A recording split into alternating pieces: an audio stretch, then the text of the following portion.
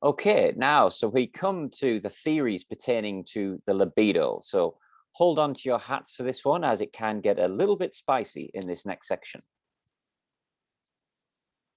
So one of the biggest areas of conflict, if not the biggest, between Freud and Jung was their differing views on human motivation.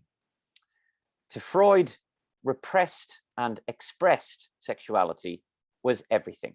He felt it was the biggest motivating force behind behavior, and this is clear from his dogmatic theories regarding psychosexual development, as well as the infamous theories of the Oedipus Complex, and to a lesser extent, the Electra complex. In the Sophoclean Greek tragedy Oedipus Rex, or Oedipus the King, a young man unknowingly murders his father and marries his mother and has several children by her. In his Oedipus complex, Freud suggests that male children have a strong sexual desire towards their mothers and have a savage resentment towards their fathers, who are competition for the mother. In the Electra complex, this is reversed, in that it is the female children who have sexual desires towards their fathers and wish to remove their mothers. In the Oedipus complex, young male children fear that their fathers will remove or damage their genitalia in punishment for their feelings towards the mother, which Freud called castration anxiety. For female children, the realization that they do not possess male genitalia and consequently cannot have a relationship with the mother then leads them to feelings of envy. This then moves to the sexual desire for the father, and Freud theorized that these anxieties will then be repressed and will play out through defense mechanisms and anxiety. So the culmination of these repressed drives results in Freud's famous psychosexual stages of development, which include the oral stage, the anal stage, the phallic stage, latent stage, and the genital stage.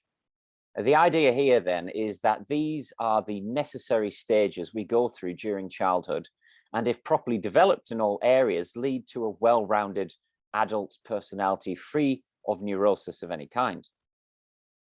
If certain issues are not resolved at the appropriate stage, fixations can occur. A fixation is a persistent focus on an earlier psychosexual stage. And until this conflict is resolved, the individual remains stuck in this stage. A person who is fixated at the oral stage, for example, might be overdependent on others and might seek oral stimulation through smoking, drinking, or eating. Okay, is everybody still with me? I hope you haven't all logged out of Zoom. Now, on to Jung's major points of disagreement with regard to the libido and sexuality. So Jung felt that Freud's attention was too focused upon sex and its impact on behavior.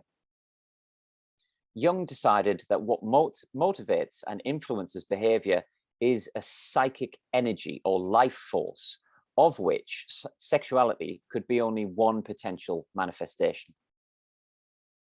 Jung also disagreed with the Oedipal impulses.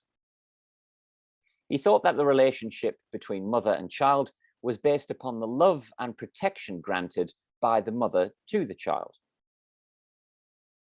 A key point to shed light on with regard to Jung is that he rendered the libido as being analogous to more of an inner psychic energy source that could be channeled into other areas for gratification that may not have a predominantly sexualized source. Now, in viewing the libido as a kind of malleable energy that could be channeled, Jung contended that this included the development and sustaining of relationships, creative and artistic endeavors, and more contemplative activities, which might be termed spiritual activities. Jung viewed these articulations of the sexual impulse to have a key place in the human psyche, however they manifest.